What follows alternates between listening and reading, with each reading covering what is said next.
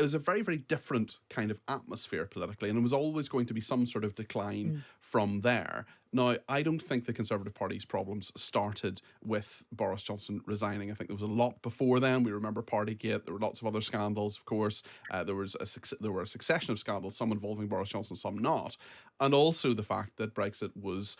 The promise of getting Brexit done was a three-word, very straightforward phrase. The reality of it was very different, and it was never going to please everybody. Plus, you had Keir Starmer, a much better and more electorally successful, as we've seen, leader and so on. So yes, there are a lot of issues there. I don't think the Conservative Party was wrong to get rid of Boris Johnson, but of course Rishi Sunak just has not been in any way a successful leader. But I do wonder who this mythical person would be who could either succeed Boris Johnson, or even if Boris Johnson was still here, that could bring electoral success for the Conservatives in 2024. Well, let's talk now about some comments made by the former Chancellor Nadhim Zahawi. He's given his first newspaper interview to the Sunday Times today since he decided to stand down. He says the Conservative Party were wrong to get rid of Boris Johnson. In his view, the ex-Prime Minister was Britain's most consequential leader since Margaret Thatcher.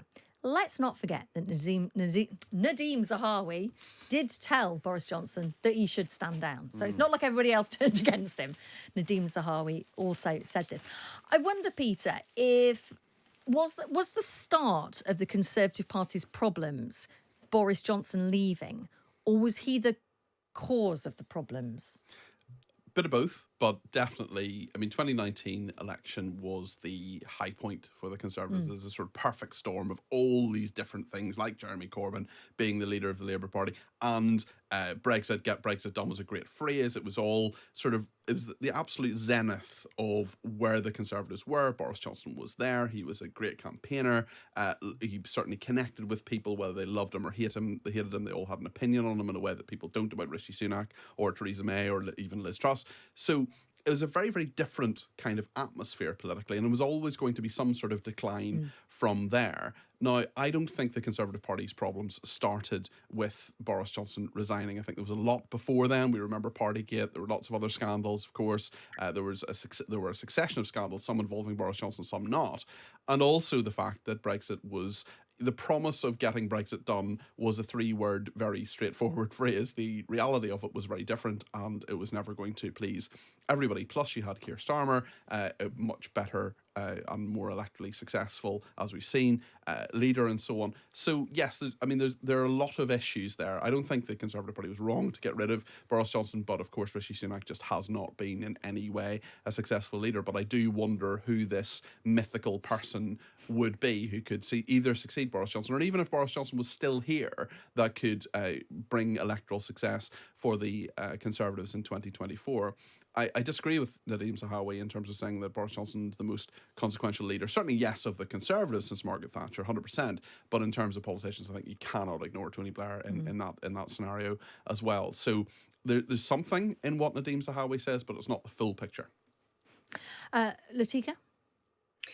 I disagree with Peter. I think Nadhim Zahawi is right to say this, and I think the Conservatives will continue to pay the price for rolling prime ministers in the same way we saw the Labor Party in Australia pay an enormous generational long price for what they did when they began then knifing their prime ministers like you've now copied in Britain. The one thing I'm very interested in what Nadhim Zahawi says was he makes this comment about Twitter. If only we'd all my colleagues realise life isn't like Twitter. I actually think it's not Twitter. And I have spent a lot of years thinking about this because I was a reporter in the Australian Press Gallery when all of this rot began. And Twitter was blamed for it at the start of that. And my own role in that, I'm sure, has something to do with it. I was a very active Twitter reporter and it was great fun. And it is very exciting when it all began. I actually think one of the problems is instant messaging. So WhatsApp or whipping by WhatsApp, I think enables the politicians to behave with different levels of accountability.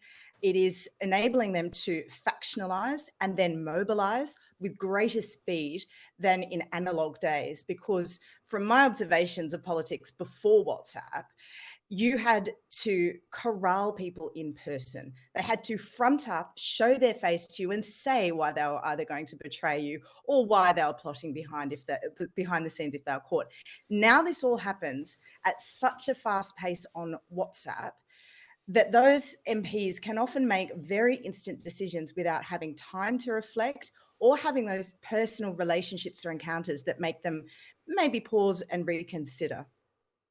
I think that's fascinating. Peter, would that resonate with your experience of? I think it does, actually. It's a really good point from Latika, and actually there are academic studies into this, some of which I've given evidence to, actually, that are looking at sort of government by WhatsApp, but politics more generally by WhatsApp, and WhatsApp groupings is definitely something that I think needs to be looked at in the longer term. And yes, there is overall, I mean, Latika's points are really well made, and I agree with all of them, in terms of making a decision very, very quickly and saying, right, well, this has happened, therefore, but I mean, you know, Nadhim Zahawi saying that shouldn't have happened and there should have been greater thought about that. I wonder how much, I haven't read this interview yet, but I will, in terms of how much he actually brings into it in his own regard, because he was made Chancellor and then 2 days later said that Boris Johnson should go. There's a role for him as well in all of this.